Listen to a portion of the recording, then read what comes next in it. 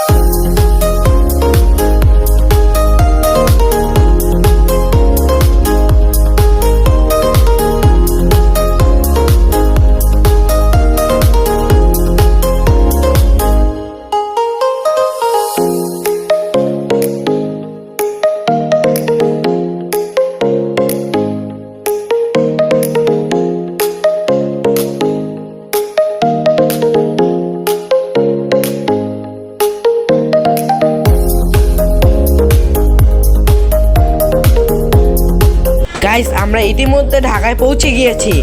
আপনাদের যদি ভিডিওটি ভালো লাগে লাইক এবং সাবস্ক্রাইব করতে ভুলবেন না। আর আমি এই বাস লিঙ্কটি ডেসক্রিপশনে দিয়ে দিব।